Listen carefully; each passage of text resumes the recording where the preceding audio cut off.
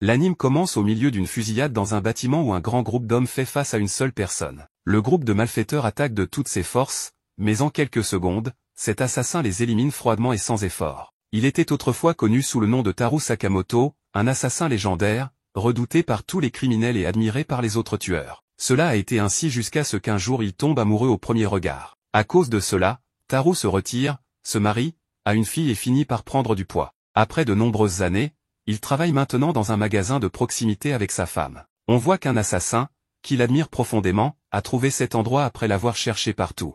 Taru se trouve derrière le comptoir, observant un enfant qui s'apprête à jouer au tir à l'arc avec un arc en plastique. Il lui dit que s'il touche la cible, il recevra un jus gratuit. Sa femme, Aoi, et sa fille, Anna, s'approchent pour voir l'enfant également, mais celui-ci rate largement la cible et sa flèche en plastique ne s'en approche même pas. À ce moment-là, un client entre dans le magasin et lorsque l'enfant se baisse pour ramasser sa flèche, des objets tombent de son sac, y compris un pot d'encre de calligraphie qui se répand partout.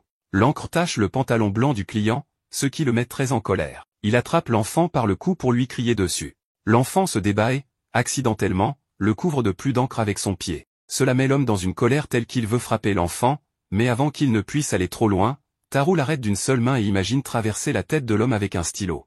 Cependant, on découvre que cela ne se passe que dans son imagination.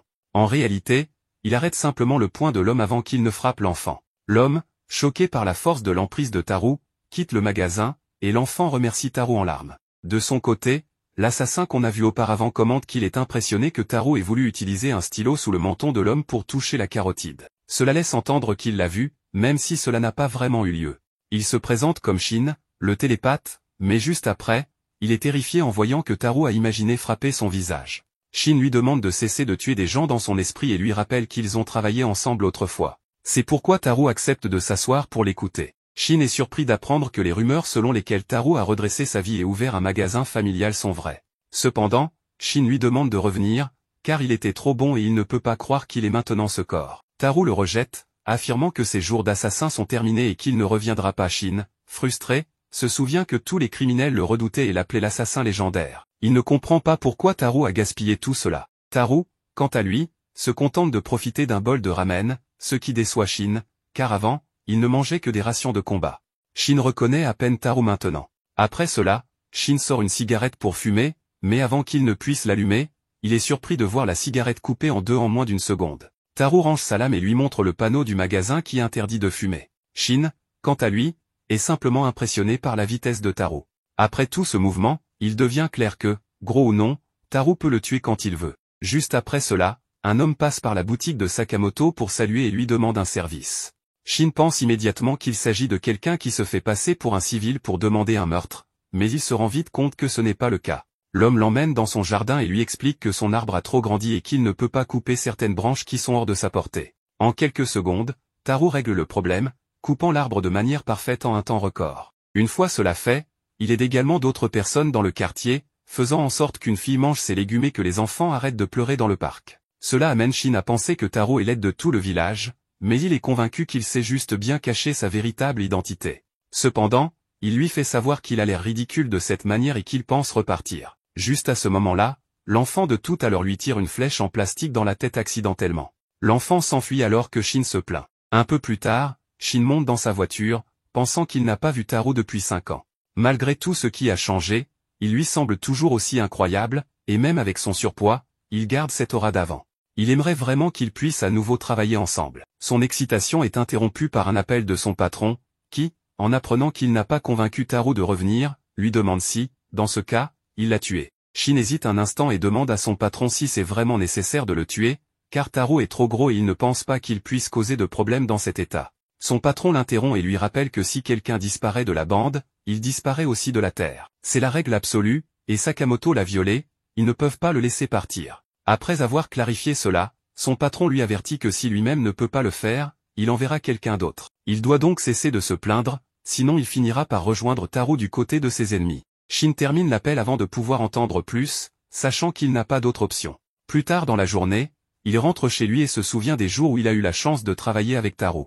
Bien que ce soit de bons souvenirs, il sait que si lui ne fait pas le travail, quelqu'un d'autre le fera. S'il doit mourir de toute façon, alors il préfère le faire lui-même. Le lendemain, Shin retourne chez Sakamoto, mais cette fois avec une arme, annonçant que la guerre commence. Taro est derrière le comptoir en train de lire un journal, et Shin s'approche pour lui dire qu'il va probablement quitter la ville, donc il est venu lui dire au revoir. Juste à ce moment-là, Shin sort son arme et tire, mais en moins d'une seconde, Taro crache un cachet pour la toux qu'il avait dans sa bouche avec une vitesse et une précision impressionnantes, touchant la balle et la déviant. Ensuite, il lance une sucette sur le côté pour déstabiliser Shin et disparaît de sa vue. Cela met Shin en difficulté, car il ne peut plus lire dans son esprit comme avant. Taro lance un objet de l'autre côté du magasin pour distraire encore Shin, pendant qu'il prépare sa munition, une poche de cachet pour la toux attachée avec un élastique. Il tire plusieurs de ces pastilles à grande vitesse, et Shin a à peine le temps de les esquiver avant de tomber au sol et de viser Taro avec son arme. Mais avant qu'il puisse tirer, Taro lui lance un paquet de choux à la crème qui lui frappe la tête et trouble sa vision. Shin, frustré,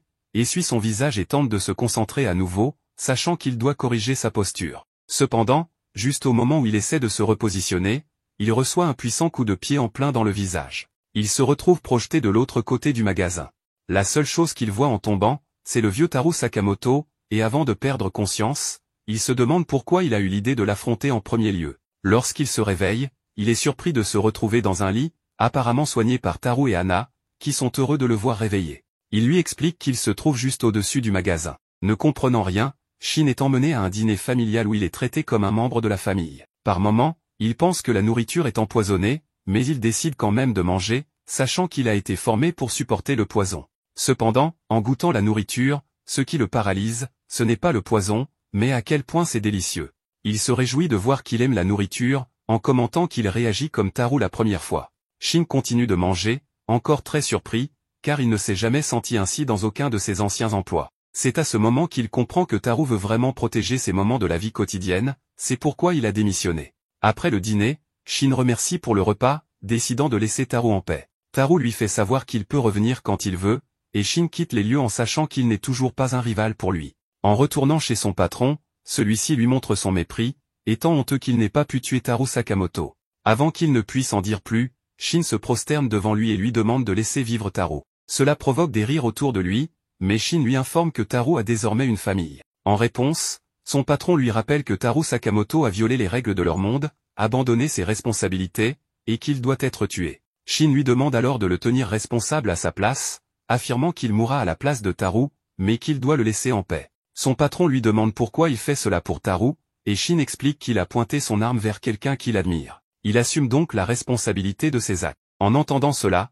son patron accepte étonnamment, disant qu'il laissera vivre Taro s'il lui meurt. Cependant, au fond, l'homme sait qu'il ne tiendra pas sa promesse et trouve Shin idiot de faire cela. Juste à ce moment, Shin lui pointe son arme, lui disant qu'il l'a entendu et qu'il savait qu'il ne pouvait pas lui faire confiance. Le patron est surpris que Shin ait pu lire dans son esprit, et ordonne à ses hommes de le tuer. Shin se déplace rapidement pour survivre à la fusillade, tandis que Taro, à la maison, écoute cette scène via une transmission radio. Lorsqu'il entend qu'une fusillade éclate, Taro entre un code dans la caisse enregistreuse de son magasin, transformant rapidement le lieu familier en une véritable armurerie, avec tout ce dont il a besoin. Taro prend simplement une arme à électrochoc. Pendant ce temps, Shin continue de courir pour sa vie, se cachant à vue tout en éliminant les malfaiteurs qu'il rencontre avec une grande agilité et rapidité. Cependant, à mesure qu'il avance dans le combat, il devient de plus en plus épuisé, et baisse sa garde un instant. Avant d'être frappé par une arme à haute puissance, il esquive l'attaque et découvre la position du tireur d'élite en moins d'une seconde. Le patron demande à ses hommes ce qu'ils font,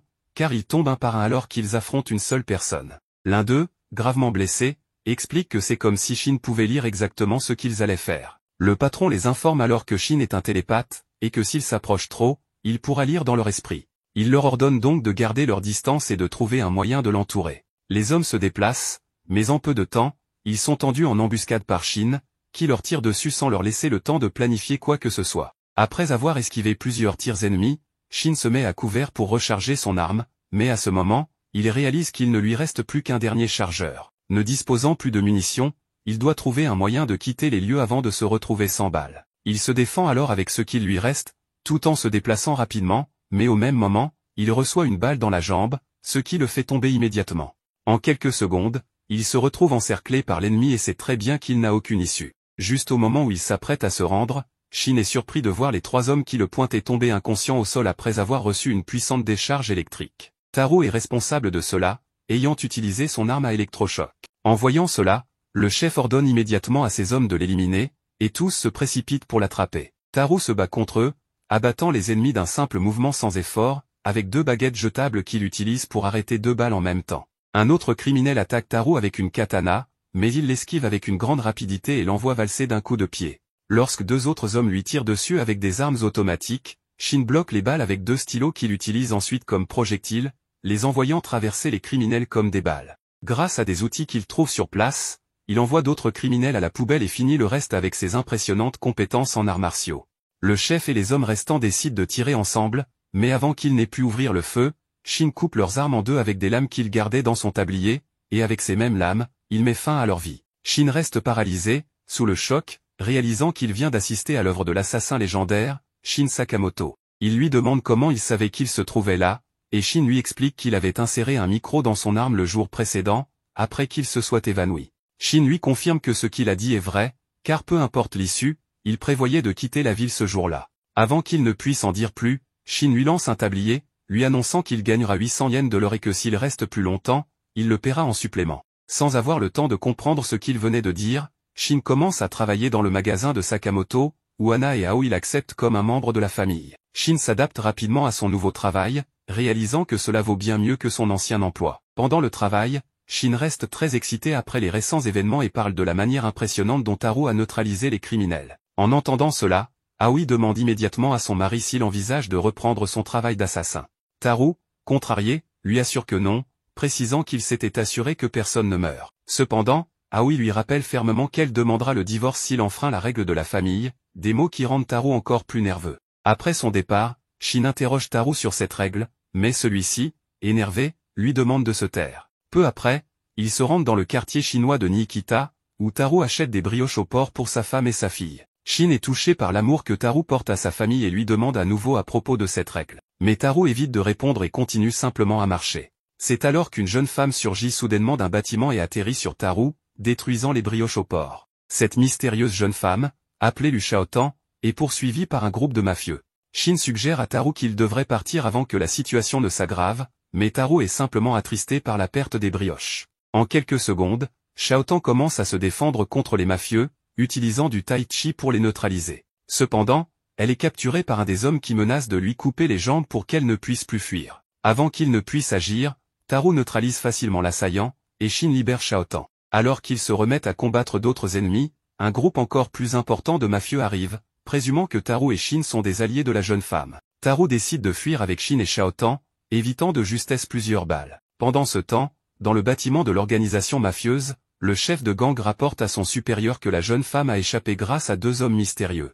Le directeur, furieux d'avoir perdu tant de membres de son clan pour capturer Shaotan, décide de passer l'éponge. Mais avant qu'il ne puisse en dire davantage, la tête du chef de gang tombe au sol, les frères Son et Basho viennent d'arriver, et Basho l'a décapité sans hésitation. Ces 2 assassins redoutés reçoivent des instructions claires, retrouver la clé détenue par la jeune femme, essentielle pour contrôler le marché noir. De leur côté, Taro, Shin et Shaotan continuent de fuir. Shaotan révèle qu'elle appartient à une famille mafieuse, le clan Lu, et que la clé qu'il cherche ouvre la salle des coffres secrètes de sa famille. Ses parents lui ont confié cette clé au prix de leur vie. Shaotan insiste sur le fait qu'elle ne peut pas abandonner cette clé, par respect pour le sacrifice de ses parents. Alors qu'elle tente de partir seule, Shin veut la suivre, mais Taro l'arrête, lui demandant si elle s'est préparé des brioches au porc. Shaotan, surprise, répond qu'elle connaît les bases grâce à son père. Taro décide alors qu'ils vont l'aider, à condition qu'elle prépare des brioches une fois tout terminé. Mais avant qu'elle puisse répondre, Taro est frappé au visage par Basho, qui l'envoie valser jusqu'au prochain bâtiment. La situation devient critique. Shaotan reconnaît les frères Son et Basho comme des tueurs en série fous, célèbres pour leur massacre et leur habitude macabre de dessiner les têtes de leurs victimes. Shin tente de frapper Son, mais celui-ci bloque son coup d'une main et, avec un sourire, se moque de lui en mentionnant qu'il a tué son ami. Shin, furieux, réplique qu'il se trompe s'il pense que quelque chose d'aussi insignifiant pourrait tuer Taro. Après tout, seul un amateur ne saurait pas qui est Taro Sakamoto. Sans prêter attention à ce que dit Shin, Basho se lance pour attaquer Shaotan, mais à cet instant précis, il est projeté au sol d'un seul coup porté par Taro. Le choc est si puissant que le sol s'effondre, les faisant tous tomber d'un étage dans le bâtiment. Malgré cela, Basho se persuade que le plafond devait être fragile et que ce coup n'a aucune importance. Son demande alors à Shaotan de lui donner la clé, assurant qu'il lui offrira une mort élégante en échange. Elle répond que cette clé est tout ce qui lui reste de ses parents, et qu'il devra passer sur son corps pour l'obtenir. Une réponse qui convient parfaitement à Son qui commente que ses parents avaient dit quelque chose de similaire avant d'être réduits en morceaux. Il ajoute que s'attacher à un simple objet au point de sacrifier sa propre vie est ridicule, des mots qui mettent Xiaotan en colère. Avant qu'elle ne fasse quelque chose d'imprudent, Taro l'arrête. Shin avertit Xiaotan de ne pas se laisser affecter par les paroles de ses assassins, car cela pourrait la mettre en danger. Xiaotan répond que la voûte qu'elle protège contient les espoirs et les rêves de ses ancêtres, et que son père est mort pour la protéger, tué par les deux hommes qui se trouvent devant elle. À peine a-t-elle terminé de parler qu'une lame lancée par Son fonce droit vers sa tête. Heureusement, Taro intervient et la sauve à temps. Xiaotan, confuse, demande à Taro pourquoi il risque sa vie pour l'aider. À ce moment-là, le récit remonte dans le passé, où l'on découvre un souvenir de Taro. Lors d'un Noël, il avait offert un cadeau à Aoi, sa compagne. Malgré le geste tendre, elle ne peut s'empêcher de remarquer le sang sur son visage. Elle lui demande comment il peut faire quelque chose d'aussi horrible que tuer. Taro lui explique qu'il travaille ainsi pour pouvoir lui offrir des cadeaux, car c'est ce qu'il sait faire de mieux. Mais Aoi refuse son présent, arguant qu'il est taché de sang, littéralement. À la suite de cela, elle décide de mettre fin à leur relation, affirmant qu'il ne vaut pas la peine de rester ensemble s'il ne peut changer de vie. Ces paroles frappent Taro comme un éclair. Après les avoir prononcées, Aoi saute soudainement d'un précipice. Taro, sans hésiter, laisse son cadeau et se jette à sa poursuite. Les deux tombent sur une épaisse couche de neige qui amortit leur chute. En voyant Taro risquer sa vie pour elle, Aoi réalise qu'elle lui manquerait énormément si elle mourait. Ce même sentiment de vouloir sauver quelqu'un existe en chaque être humain, car chacun est aimé par quelqu'un. Poussée par cet amour, elle lui fait promettre de ne plus jamais tuer. À partir de ce moment, pour racheter ses crimes, Taro s'engage à sauver les autres. De retour au présent, Shin pleure en découvrant ses souvenirs grâce à ses pouvoirs psychiques. Il comprend enfin que la règle à suivre est de ne pas tuer. Alors que les frères assassins attaquent à nouveau, Taro utilise de simples ustensiles de cuisine pour se défendre, tandis que Shin esquive leurs coups avec agilité, parvenant à lire leurs mouvements. Après un long combat sans succès, les frères décident de tenter leur dernière technique, les lames infernales de fer fondu. Mais Taro esquive tous leurs coups avec aisance, se plaignant simplement de s'être froissé un muscle. Shin lui tend un patch antidouleur. Son choqué, se demande comment Taro, un homme aussi imposant, peut rester indemne face à leur attaque imparable. Face à cet échec, ils annoncent leur ultime mouvement, mais avant qu'ils ne puissent l'exécuter, Taro assomme Basho avec une lourde marmite en fonte. Son furieux, attaque Taro, mais celui-ci brise son arme spéciale avec une simple poêle. Shin, toujours à ses côtés, lui tend un autre patch antidouleur pour sa main blessée. Réalisant que le combat est perdu, Son tente de fuir en visant Xiaotan. Grâce à ses pouvoirs, Shin anticipe l'attaque et le neutralise avec une corde, le projetant au sol. Taro achève le combat en écrasant Son avec un réfrigérateur entier. Xiaotan, stupéfaite par leur capacité, se demande qui ils sont vraiment. Tandis qu'ils attachent les deux frères assassins, Taro répond, tout en mangeant un crabe trouvé sur place, qu'ils ne sont que de simples vendeurs dans une boutique. Xiaotan se contente de rire, en commentant qu'ils ne comprennent vraiment rien. Pendant ce temps, à l'entreprise, le directeur est furieux, cette fois vraiment en colère. Il demande où se trouvent Basho et Son. Ces derniers se trouvent devant les portes de la voûte, convaincus qu'un trésor se cache derrière, ce qui les pousse à avoir besoin de cette clé. À ce moment-là, l'équipe de livraison arrive. Il s'agit de Taro et Shin, apportant les corps inconscients de Basho et Son. Avant que quelqu'un puisse parler, Xiaotan s'approche par derrière et place un couteau sur la gorge du directeur, lui demandant de ne pas dire un mot. En voyant cela, le directeur de Dan devient très nerveux et commence à s'excuser, promettant de tout faire pour obtenir son pardon. Assez énervé, Xiaotan l'interrompt en disant que ses excuses ne ramèneront pas ses parents et qu'il ne pourra que se repentir en enfer. Malgré ces paroles, Xiaotan lui inflige une bonne raclée, laissant son visage couvert d'échymoses avant de l'assommer. Shin lui demande si elle est sûre que c'est suffisant, suggérant que quelques coups de plus pourraient l'achever. Mais avant qu'il puisse finir sa phrase, Shin est effrayé en lisant les pensées de Taro, où ce dernier imagine lui tordre le cou. Après cela, Xiaotan déclare que cela suffit. Avec un sourire, elle précise qu'on ne peut pas aller tuer les gens à chaque fois qu'ils nous dérangent.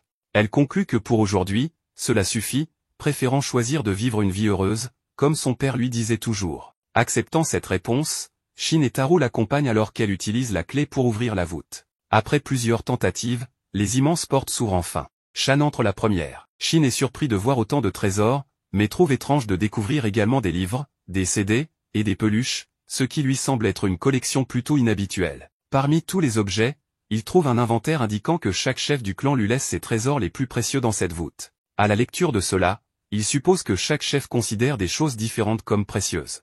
Xiaotan se demande ce que son père a bien pu y laisser. C'est alors qu'elle trouve une bouteille avec une note indiquant qu'elle est destinée à être bue avec Xiaotan lorsqu'elle atteindra la majorité. Touché, Xiaotan est ému en découvrant ce que son père lui a laissé. Avec enthousiasme, elle dit aux autres qu'il s'agit de la meilleure boisson alcoolisée au monde et les invite à boire en guise de gratitude. Taro a conservé les pains de porc, bien qu'ils aient été écrasés plus tôt. Les trois profitent donc de ce repas accompagné de la boisson laissée par le père de Xiaotan. Plus tard, lors d'une journée normale de travail, Shin est surpris de voir Xiaotan entrer dans le magasin avec un tablier, prêt à commencer à travailler. Mettant cela de côté, il commente à Taro que l'histoire de pourquoi elle a arrêté de tuer l'a vraiment touché. En réponse, Taro déclare qu'il fait maintenant partie du groupe, donc la règle de ne pas tuer s'applique également à lui. Pendant ce temps, une organisation a les personnages dans sa ligne de mire, et une récompense de 1 million de yens est placée sur la tête de Taro Sakamoto. En peu de temps, Shin se lasse d'avoir Xiaotan comme collègue de travail, car elle arrive toujours en retard et ne sait pas organiser les produits du magasin, allant jusqu'à mettre du détergent dans le réfrigérateur. Il insiste pour que Taro la licencie, car elle semble n'avoir jamais travaillé auparavant. Xiaotan répond que ce n'est pas vrai, car elle aidait son père à creuser un énorme puits dans lequel il jetait des sacs au contenu inconnu. En réponse, Taro dit à Shin qu'il ne peut pas dire de choses méchantes et demande à Xiaotan de s'excuser pour ses retards. Tous deux sont surpris de l'entendre parler autant, car ce n'est pas son comportement habituel. Shin reste paralysé de peur, car en toutes ces années à travailler avec lui, il ne l'a jamais entendu parler autant, et ses propos ne semblent même pas venir de lui. Juste à ce moment, un autre Taro entre dans le magasin, ce qui les laisse encore plus confus. Cependant, celui-ci s'assied simplement pour lire le journal. Soudain, le premier Taro l'attaque, créant un affrontement entre les deux. Lorsque l'imposteur réalise qu'il n'a aucune chance, il retire une arme et change d'apparence, se présentant comme Iwashi Nagumo. Il commente qu'il est toujours aussi habile qu'avant. Pendant ce temps, Shin et Xiaotan tentent de digérer ce qu'ils viennent de voir. Iwashi se moque d'eux pour s'être laissé avoir si facilement, ce qui les énerve et les pousse à lui donner un coup, exigeant une explication. Iwashi répond qu'il travaille au supermarché d'en face et qu'il est un ami de Taro, affirmant avoir 18 ans. Shin et Xiaotan sont surpris mais comprennent vite que ce sont des mensonges, car il n'y a pas de supermarché en face. Taro précise alors qu'il est un assassin et qu'il a 27 ans. Cela vaut à Iwashi une autre correction pour avoir menti. Malgré tout, il mentionne ensuite qu'il y a une récompense pour la tête de Taro, avec une prime d'1 milliard de yens. Les deux collègues pensent que c'est encore un mensonge, mais Iwashi affirme que c'est vrai. Il explique que la JA a pris cette décision récemment. À ce moment-là, un livreur de pizza arrive, et Shin est surpris de lire ses pensées, découvrant qu'il a de mauvaises intentions. Avant de pouvoir réagir, le livreur attaque Iwashi avec des coups de pizza affûtés, le prenant en otage. Shin est impressionné par sa rapidité, mais Taro et Xiaotan continuent de manger leur pizza comme si de rien n'était. En une fraction de seconde, Iwashi saisit le livreur par le cou et l'étrangle. Cependant, Taro l'arrête avant qu'il n'aille trop loin. Iwashi le relâche immédiatement mais demande à Taro s'il compte survivre sans tuer personne. Il précise qu'ils n'interviendront pas, car ils se spécialisent dans l'élimination des assassins. Avant de partir, Taro demande à Iwashi qui profiterait de sa mort après tout ce temps.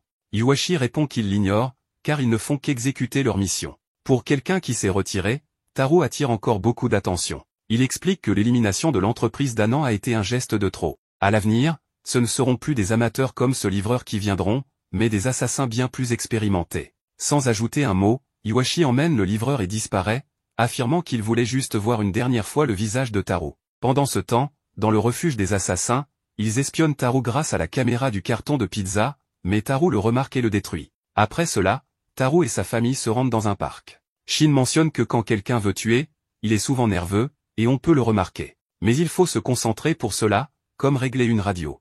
À ce moment précis, Shin se rend compte de quelque chose et avertit Taro qu'un ennemi est déguisé en membre du personnel de maintenance. Xiaotan distrait Ana et Aoi pendant que Taro élimine l'ennemi avec seulement un stylo en moins d'une seconde. Shin et Xiaotan emmènent le corps discrètement, sans se rendre compte qu'ils sont déjà dans la ligne de mire de quelqu'un d'autre. De retour avec la famille, ils décident de monter dans des montagnes russes. Bien que Taro soit un peu serré par la barre de sécurité, Shin et Xiaotan s'installent à l'arrière pour surveiller les éventuels ennemis. Rapidement, elle remarque quelqu'un de suspect. Shin répond qu'il ne peut pas savoir, car il ne pense à rien, mais elle insiste sur le fait que cette personne n'a rien de normal. Au moment où elle dit cela, le suspect les regarde directement, réalisant qu'il a été découvert. Shin s'agite immédiatement, essaie de lever sa barre de sécurité et informe Taro qu'il y a un ennemi dans l'attraction.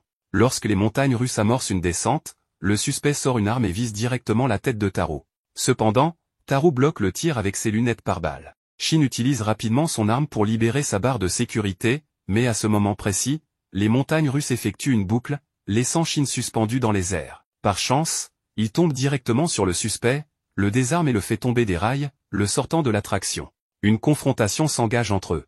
Shin se met en position défensive, mais il remarque qu'il ne peut pas lire dans l'esprit de son adversaire, compliquant les choses. Lorsque le train des montagnes russes revient, Shin saute pour l'éviter, mais l'assassin lance 2 couteaux, blessant sa jambe avec un poison puissant. Shin s'effondre et l'assassin lui explique que le poison est un mélange spécial qu'il a créé, et qu'il est fatal. Malgré cela, Shin rétorque qu'il n'a pas encore abandonné. L'assassin se moque de lui, affirmant qu'il voit dans ses yeux une peur de la mort, signe de faiblesse.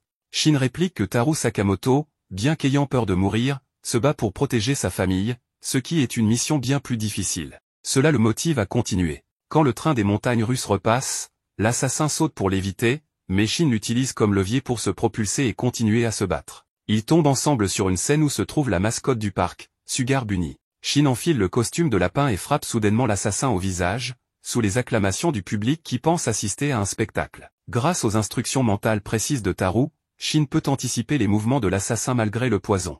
Il esquive les attaques et riposte efficacement. Même Anna et Aoi, spectatrices, trouvent le spectacle incroyablement réaliste, sans se douter qu'il s'agit d'un véritable combat.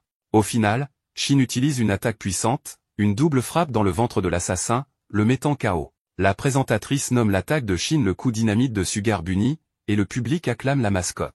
Sous les applaudissements, Taru félicite Shin pour son travail. Malgré les effets du poison sur ses yeux, Shin est satisfait de sa victoire. Après le spectacle, les problèmes ne s'arrêtent pas, car 2 nouveaux suspects apparaissent, une femme nommée Obiguro et un homme au tempérament fort appelé Boyd, un duo d'assassins qui ont encore du travail à accomplir dans le parc d'attractions. De leur côté, Shin et son groupe capturent l'assassin qui a tenté de les attaquer, nommé Tatsu.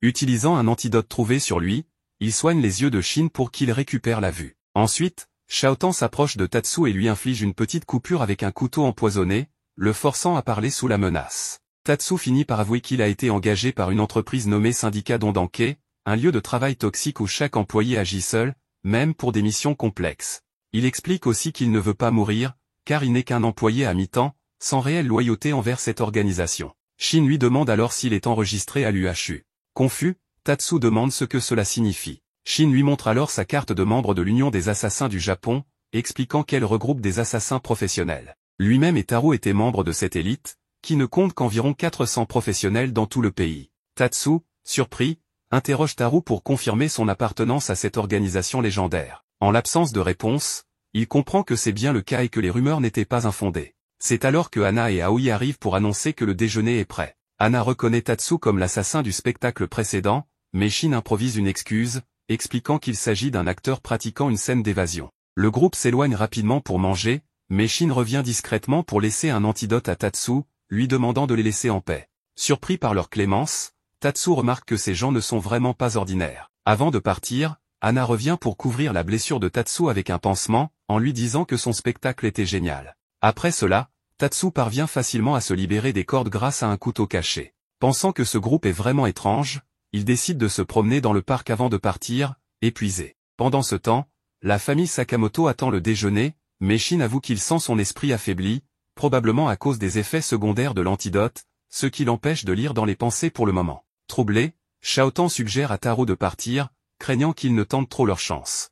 À ce moment, Aoi arrive, remarquant leur comportement étrange et leur demandant ce qu'ils cachent, ce qui les rend encore plus nerveux. Dans un autre endroit du parc, Tatsu est attaqué dans les toilettes par Obiguro et Boyd, les 2 assassins introduits plus tôt. Obiguro le plaque au sol et lui demande où il compte aller. Boyd, dans un éclat soudain, fait peur à Obiguro, qui rougit lorsqu'il lui dit de fermer les jambes, car elle est jolie. Embarrassée, elle s'exécute, tandis qu'ils expliquent à Tatsu qu'ils sont là pour superviser son travail. Obiguro le prévient qu'il sera puni s'il ne termine pas sa mission, ce que Tatsu accepte à contre-cœur. Obiguro se réjouit de l'idée de combattre Taru Sakamoto, qu'elle considère comme une légende. Boyd la corrige, disant qu'elle ne connaît pas Taru, mais que la cicatrice sur son visage lui rappelle bien leur confrontation passée. Obiguro, choqué, demande si cette cicatrice a été causée par Taru, mais Boyd réplique qu'il est simplement tombé l'autre jour. De loin, Tatsu les observe et pense qu'ils forment un duo étrange, mais il se rappelle que, dans les batailles des Balkans il y a 2 ans, ils ont éliminé plus de 100 personnes, en faisant le duo le plus brutal qu'il ait jamais rencontré.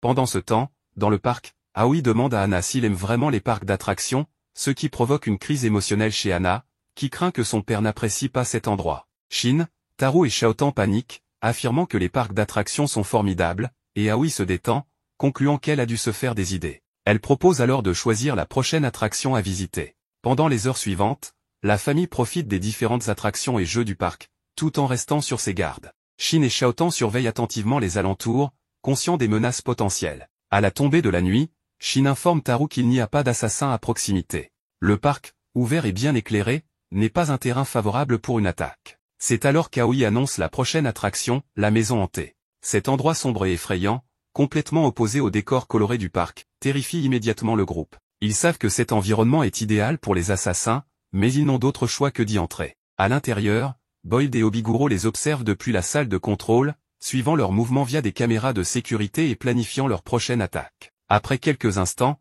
Shin se détend, croyant que tout se passe sans encombre. Mais Shaotan, terrifié, ne parvient pas à se calmer. Taru reste prudent, avertissant le groupe de rester en alerte. Soudain, un assassin surgit et attaque avec un couteau. Shin réagit rapidement, esquivant l'attaque et poussant Shaotan hors de danger. L'assassin se retourne alors vers Taru, qui le neutralise avec une facilité déconcertante. Il feint d'être effrayé pour que sa femme ne soupçonne rien, faisant passer l'attaque pour une partie de l'attraction. Aoi et Anna ne remarquent rien, croyant que tout cela fait partie du spectacle. Après l'incident, Taru donne à Shin la licence de l'assassin vaincu, révélant qu'il s'agissait d'un débutant récemment enregistré. Shin, en voyant cela, déclare que s'il n'envoie que des novices, il n'y a pas lieu de s'inquiéter. Pendant ce temps, Boyd et Obiguro continuent de les observer. Obiguro commente que, malgré son apparence, Taru sait bien se battre. Boyd, visiblement tendu, lui ordonne de ne pas l'approcher, affirmant qu'il veut affronter Taru lui-même, car il est son ennemi juré. Une tension éclate entre Boyd et Obiguro. Boyd brise une bouteille de ses mains et prend une gorgée, affirmant qu'ils ne sont pas amis. À ce moment, un flashback nous emmène à l'époque où Boyd, alors âgé de 15 ans, s'entraînait au centre des assassins. Un jour, il rencontra Taru, plus jeune d'1 an, mais déjà connu pour son talent. Bien qu'il ait entendu parler des exploits de Taru, Boyd fut surpris de voir à quel point ils s'entendaient bien. Cependant, le jour de la Saint-Valentin marqua un tournant. Alors que Boyd croyait qu'aucun d'eux ne recevrait de chocolat, Taru en reçut toute la journée. Quand un camarade demanda à Taru s'il connaissait Boyd, il répondit qu'il ne savait pas qui il était. Cette révélation brisa Boyd, qui réalisa que Taru était différent de lui, loin d'être aussi dur qu'il le pensait. De retour au présent, Boyd évoque cet épisode, affirmant qu'il ne se soucie plus de tout cela, bien qu'Obiguro sache qu'il se donne un air détaché. Pendant ce temps, la famille Sakamoto continue d'explorer la maison hantée, éliminant discrètement plusieurs assassins qui les attaquent dans l'ombre, sans que Anna ni Aoi ne s'en rendent compte. Cependant, Shaotan, terrifié, continue de boire ce qu'elle croit être un remède pour ses nerfs. Mais en examinant la bouteille, Shin découvre qu'il s'agit en réalité d'alcool. Malgré tout, Shaotan reste étonnamment calme et joyeuse. Le groupe tombe alors sur une porte étrange et sinistre avec un avertissement indiquant qu'une opération est en cours. Shaotan, trop ivre pour hésiter, ouvre la porte sans réfléchir. Une horde de zombies surgit soudainement, les submergeant en quelques secondes. Taru tente de rejoindre sa femme et sa fille pour les protéger, mais Boyd intervient avec un coup puissant. Taru parvient à bloquer l'attaque, mais la force du choc les envoie tous les deux dans une autre zone du bâtiment. Là, une confrontation intense commence, Taru affichant une aura intimidante. Il ordonne à Boyd de se retirer et de sortir de son chemin. Cependant, Boyd demande à Taru s'il se souvient de lui, assez énervé. Taru répond que non et lui demande où se trouve sa famille, tout en le menaçant de l'envoyer en enfer. Pendant ce temps, Shin trouve Anna et Aoi inconscientes, mais Obiguro les encercle avec un groupe d'assassins avant que Shin ne puisse demander qui il est. Bien qu'en état d'ébriété, Shaotan se jette sur Obiguro pour lui asséner un violent coup de pied, affirmant qu'elle va lui montrer ce qu'il a transmis à sa famille pendant 4000 ans. Pendant ce temps, Taru continue d'insister pour savoir où se trouve sa famille, mais Boyd évite toujours la question, ce qui énerve Taru encore plus. Finalement, Boyd demande à Taru de retrouver sa famille par lui-même, ce qui pousse Taru à attaquer. Boyd se défend facilement en utilisant des projectiles explosifs, remplissant l'endroit de fumée et lui assénant un violent coup au visage. Obiguro, entendant que le combat a commencé, décide de riposter en frappant la tête de Shaotan pour l'étourdir et la mettre hors de combat. Après l'avoir écarté, 2 autres assassins attachent Shin à une civière. Obiguro dit à Shaotan qu'il veut voir ce qu'elle est vraiment capable de faire, car selon lui, on révèle sa véritable force lorsqu'on ressent une peur intense. L'un des assassins sort une tronçonneuse, et Obiguro explique que les règles sont simples, Shaotan doit frapper une fois toutes les 10 secondes, sinon son ami sera réduit en morceaux. Le temps commence à s'écouler, mais contrairement à ce qu'Obiguro attendait, Shaotan commence à pleurer, disant qu'elle ne peut pas le faire, et s'excuse auprès de Shin. De retour au combat principal, Taru est à terre, inconscient. Boyd lui rappelle qu'il s'est retiré il y a 5 ans, soulignant la différence entre eux aujourd'hui. Boyd trouve triste de le voir ainsi, lui qui était autrefois un homme fort, incapable désormais de faire quoi que ce soit. Soudain, Taru se relève pour attaquer à nouveau, mais Boyd l'arrête en déclenchant un autre projectile explosif, le faisant tomber une fois de plus. Boyd explique que ces explosifs sont appelés SBB, des sphères explosives qu'il tire grâce à des gants spéciaux. Il peut toucher une cible à n'importe quelle distance ou angle, et il trouve dommage que Taro ait oublié tout cela. C'est à ce moment-là que Taro se souvient de l'époque où Boyd s'était assis avec lui dans une cafétéria pour lui montrer ses inventions, il y a plusieurs années. À l'époque, Taro trouvait ses idées embarrassantes, mais il avait fini par étudier la composition des artefacts à travers les notes de Boyd. Après ce souvenir, Taro se lève et bloque tous les coups de Boyd, ce qui énerve de plus en plus ce dernier. Boyd crie que Taro ne pourra jamais protéger sa famille, car il n'est qu'un gros bon à rien. Taro bloque un violent coup de pied, et au moment où il est sur le point de recevoir une attaque puissante, il se rappelle de sa famille. Après cela, il encaisse l'attaque et est projeté à l'autre bout du couloir. Cependant, avant que Boyd ne parte, il est surpris de voir Taro revenir en récitant la composition de ses bombes. Taro lui affirme qu'il se souvient désormais, mais le plus impressionnant est qu'il revient dans son ancienne forme physique, comme à son apogée. Il déclare qu'il est temps de lui montrer de quoi il est réellement capable.